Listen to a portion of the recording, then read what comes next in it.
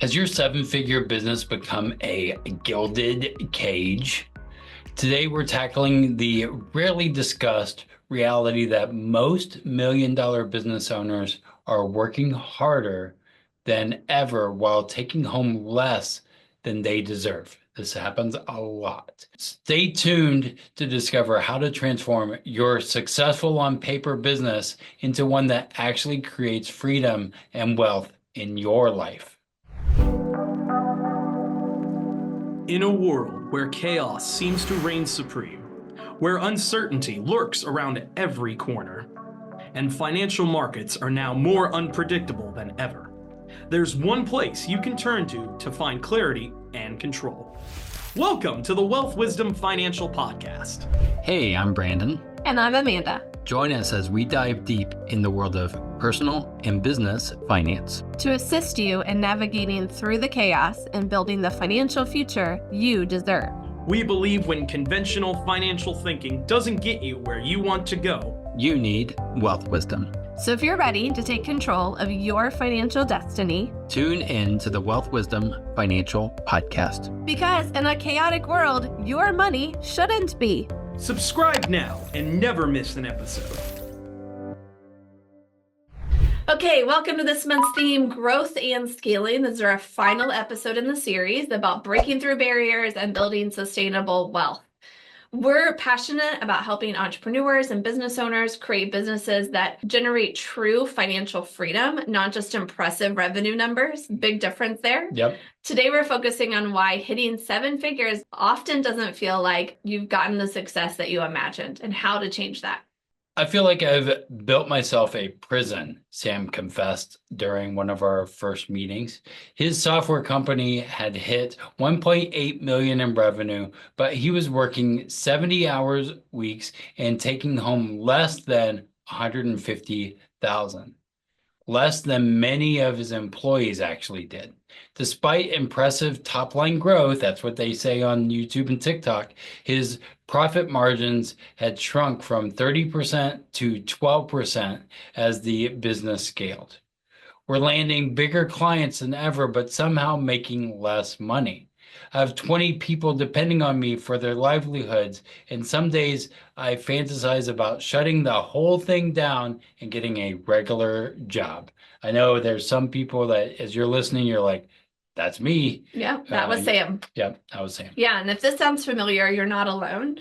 We've worked with dozens of seven-figure business owners who reached out and they were saying, I feel like I hit a milestone of success only to find that I'm trapped. What we've come to call the seven-figure struggle. More revenue, more responsibilities, more complexity, but less profit, less freedom, and less fulfillment. The dirty secret of business growth, the inside baseball. You ready for this? Revenue doesn't automatically translate into wealth or well-being. In fact, without the right systems and mindset, growth can actually decrease your quality of life instead of enhancing it. The path from seven-figure struggle to genuine prosperity isn't about working harder or growing faster. It's about transforming the fundamental structure of your business. This isn't just tweaking your marketing or hiring another employee. It's about completely reimagining how your business operates and creates value.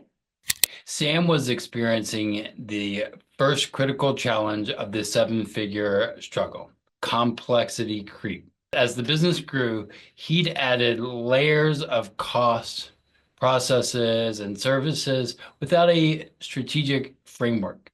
Each addition seemed necessary in the moment, but collectively, they've created a bloated operation that diluted profits and drained his energy. The solution wasn't more growth, it was strategic simplification. Sam implemented what we call Profitability Pyramid, a three-step process to restructure a seven-figure business for maximum profit and owner's freedom.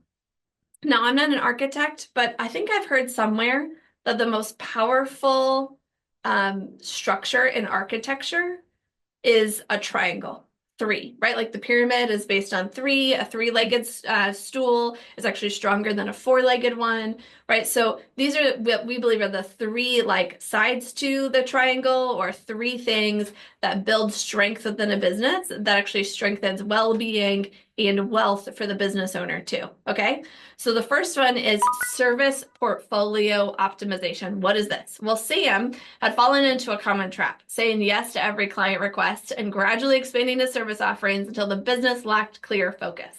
His team was stretched across 9 different service lines, most of which required constant reinvention and customization, right? The world's changing faster than it ever has before. Yep. And they had to keep doing that with 9 different service lines. Sam conducted a comprehensive profit analysis of each service offering over the previous 18 months, not just 3 months or 6 months, but 18 months of data. And the results were eye-opening. 3 of his 9 service lines generated 78% of the company's profit, while the remaining 6 created endless complexity for minimal return. These weren't just the least profitable service. They were also the ones that caused the most stress, required the most managerial oversight, and generated the most client complaints. He made the difficult but transformative decision to eliminate 4 service lines entirely and significantly restructure the other 2 low performers. This wasn't just about cutting it, it was about strategic focus. Within 60 days of this simplification, something remarkable happened. Revenue temporarily dropped by about 15%, but profits increased by 34%. Wait. Revenue went down, but profits increased? Yeah. Oh, interesting. I wonder how. Maybe, I don't know. Well, we're talking about how. The team had more bandwidth to deliver excellence in the core services. Client satisfaction scores improved, and perhaps most importantly, Sam's working hours dropped from 70 to 50 hours without any negative impact. He was still working a little much. But Sam was just getting started. This was just the first side of the triangle, right? The service portfolio optimization. Next was team realignment. Like many 7-figure business owners, Sam had built his team reactively rather than strategically. As the business grew, he hired to address immediate needs without a clear organizational design. The result was a fragmented team structure with unclear responsibilities, excessive meetings, and constant bottlenecks that required intervention. So he implemented a complete team restructuring. He didn't have to lay anybody off. But he did this around what we call value streams, clear pathways of work that deliver specific client outcomes. And then he was able to align his team around them, see where there were crossovers with them, where a team member could help on multiple teams, where teams needed to be in different places. So instead of traditional apartments, Sam's team was reorganized into 3 cross-sectional units, each fully responsible for delivering one of the core service offerings from start to finish. Yeah, I also think with him, he started figuring out that who, not how, putting the right people in the right seats, and not just saying, oh, well, I hired my family members, so they're going to be here or there. He may have restructured where they were at in the business, right? Each value stream had designated leadership, clear metrics for success, and most importantly, the authority to make decisions without Sam's constant involvement. This wasn't just a restructuring of responsibilities, it was a fundamental shift in how work flowed through the organization. The impact was dramatic. Decision velocity increased by over 40%. Projects were completed on an average of 7 days faster. Client issues were resolved more quickly and efficiently because the team had both the knowledge and authority to address them immediately. And Sam, his role transformed from day-to-day operations to strategic leader. His direct reports decreased from 12 to 4. His emergency interventions dropped by 85% for the first time in years. He could take a week off without a single work call. I mean, I think that, you can forget all the other stuff. He was able to take a week off and not worry that the business was going to, fall apart. Yeah. Okay, so we got 2 sides now. We've got the figuring out what actually is working in the service lines, restructuring the team. Now, the most powerful transformation comes with the third one, owner economy restructuring. What does that mean? Well, this is where we address a painful truth. Many seven-figure business owners have built companies that enrich everyone but themselves. They pay competitive salaries to their team. They deliver great value to their clients. They treat their own compensation, though, as an afterthought. Yep. Whatever happens to be left over when everyone else is paid. And then they reinvest everything over and over and over again and say it'll happen eventually. Sam was the lowest paid member of his leadership team on a per hour basis. His personal financial security was actually decreasing as the business grew, creating subconscious resistance to further scaling. His company redesigned his personal compensation structure based on 3 core principles. So I don't want you to miss this. Because Sam was focused on everyone else and maybe like hoping I'll sell the business one day, right? And maybe make some money then, hoping a dream and a prayer, right? Which had like lots of businesses that try to sell don't, right? It's very small, less than half. I think it's like a third. Yeah. Businesses, maybe even less. So then as the business grew, his personal financial security actually decreased. He was getting less and less financially secure, wishing, counting more and more on that hope, dream, and prayer that one day the business would sell. So here's what we did. First, we put his owner compensation first. Sam would now receive a substantial base salary competitive with what he would earn as an executive in someone else's company, paid before other expenses. Second, we put profit actually even before owner's compensation. Instead of hoping for leftover profit at year end, the profit would automatically be distributed to Sam quarterly. This wasn't a bonus or a dividend. It was a structural commitment to his financial prosperity, his reward for all the risk he was taking in his business. And then third, we helped him then start to create wealth beyond his income. We created a systematic process for the business to fund Sam's long-term investments and wealth-building vehicles every single month, regardless of cash flow fluctuations. And this wasn't about greed or taking value from others. It was about creating alignment between the business success and its founder's well-being. When Sam's financial security was guaranteed by design rather than by accident, something unexpected happened. He became more generous, more strategic, and more committed to the company's long-term success. So the company grew. Yeah, because now when the company grew, his well-being and wealth grew too. And within 10 months of implementing the 3 sides of the triangle here and implementing these ways that he would make sure he was paid accurately and on time and everything, Sam's business had dramatically transformed. Revenue had grown modestly to 2.1 million, but profit had more than tripled. His team is more autonomous and effective than ever before, reporting way more satisfaction in their jobs during their performance reviews. And most importantly, his personal income had increased by 127%, while his working hours had decreased by 40%. For the first time, he told me, I feel like my business is working for me instead of the other way around. We're more focused, more profitable, and happier than we've ever been. You might already be thinking, but me and my business are different. It's not going to happen with me. Stay tuned after the break for the alternative perspective.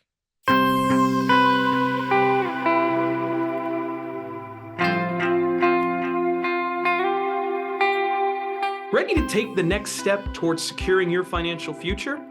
Whether you're planning for retirement, saving for your dream home, or you just want to make your money work harder for you, the team at Wealth Wisdom Financial are ready to assist you. And now, it's easier than ever to see how we might give you a boost on your financial journey. Schedule a 15-minute discovery call with one of us today. And let's discuss your questions and your financial goals together. Don't wait any longer. Your financial freedom awaits. Schedule your discovery call at www.wealthwisdomfp.com/call.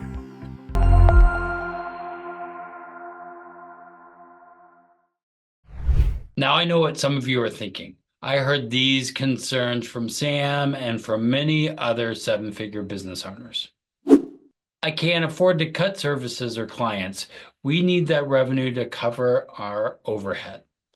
My team expects me to be involved in everything. They'll resist any attempt to change that. My business is too complex to simplify. That might work for others, but our situation is unique because, you're a unicorn. These concerns feel completely valid when you're in the middle of the seven-figure struggle, but they're based on assumptions that deserve closer examination. First, let's talk about Melissa. Melissa ran a marketing agency that had hit 2.3 million in revenue, but was barely breaking even. When I suggested she eliminate her 3 least profitable service lines, she was adamant. But those services bring in almost 800,000 in revenue. We need that to cover our office lease and team salaries. But when we analyzed the true economics, we discovered something startling. Those services required so much specialized staff, technology, and management attention that they actually cost more to deliver than the revenue they generated. They weren't supporting the business, they were actually draining it. When Melissa finally made the difficult decision to sunset those services and focus on her core offerings, something unexpected happened. Her revenue initially dropped to 1.6 million, $500,000 drop. But her profit increased from near zero to over $400,000 annually. The business became dramatically simpler to operate, and within 18 months, focused growth in her core services had brought revenue back up to just under 100,000 from where it was before, with a healthy profit margin of 25% when it was zero. Yeah, and I wonder, like those TikTok videos, right? What would they have said? But what I think is her personal health and well-being is more important than whatever video is out there that's saying, well, you need to be on that treadmill longer, right? Let's talk about the next one, team resistance. As for team resistance, I understand this fear deeply when David, a technology consultant whose firm had grown to 3.4 million, began restructuring his team for more autonomy. He encountered initial skepticism and pushback. See, he told me, they want me to be involved in everything. They won't work here if I don't do this. But he discovered that the team's resistance wasn't to autonomy itself. It was to the unclear expectations and incomplete systems that made team members feel set up to fail. Once he established clear decision frameworks, documented key processes, and created appropriate support structures, something remarkable happened.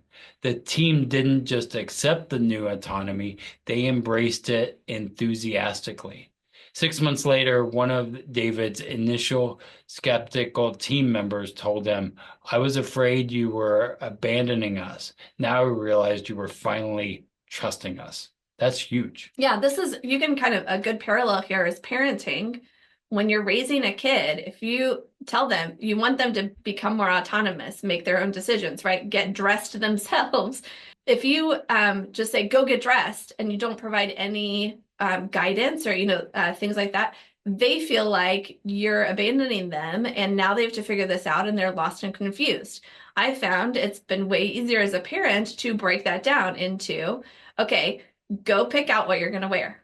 Now, okay, let's talk about what you've just, picked out. Okay, or being more specific, pick out a short sleeves because it's going to be hot today. Don't wear long sleeves, and and kind of going from there. Or put on the clothes I already laid out for you last night. Things like that, where they know exactly what to do and what success looks like, right? A lot of the times we try to pass things under our team, but if we don't tell them what to do and what success looks like, they feel lost and abandoned rather than empowered. So good double thing there. Okay, now let's talk about the my business is just too complex objection. This is perhaps the most common resistance that we hear. And I remember Elena, who ran a specialized consulting firm that had grown to 4.1 million through relentless customization for each client. Our entire value proposition is based on complexity, she insisted. Each client engagement is completely unique. We can't simplify without destroying what makes us special. It's the complexity that makes us different. But when we examined her operations closely, we discovered that beneath the apparent uniqueness were consistent patterns and repeatable elements. The fundamental value wasn't in reinventing the wheel each time. It was about applying proven expertise to specific client context. By identifying these underlying patterns and creating flexible frameworks rather than rigid standardization, right? She didn't want to become like the assembly line. She still wanted to, customize, be bespoke, right? That was a superpower for her. But she could still have these flexible frameworks that would save lots of time. And it dramatically simplified her operations without sacrificing that customization her clients valued.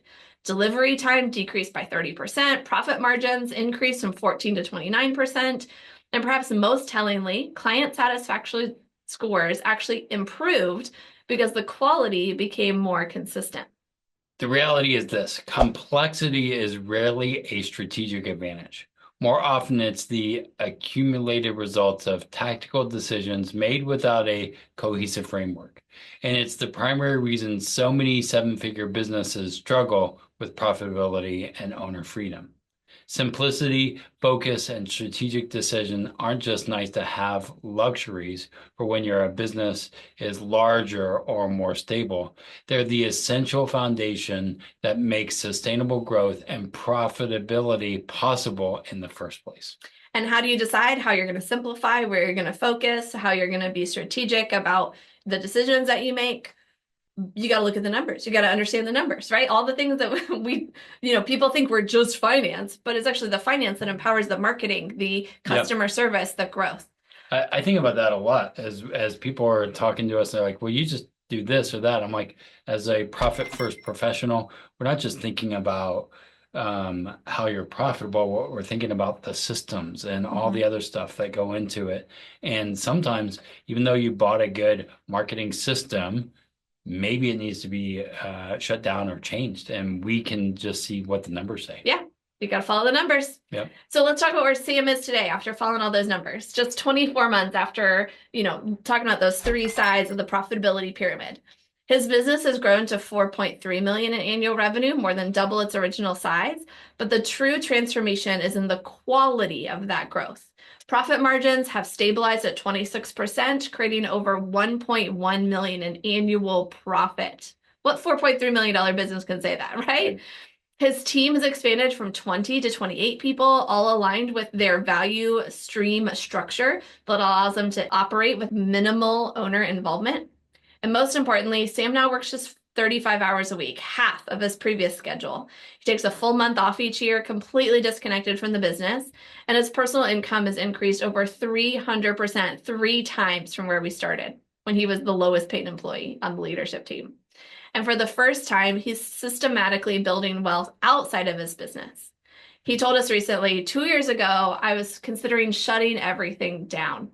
Now I can't imagine doing anything else. The business energizes me instead of depleting me.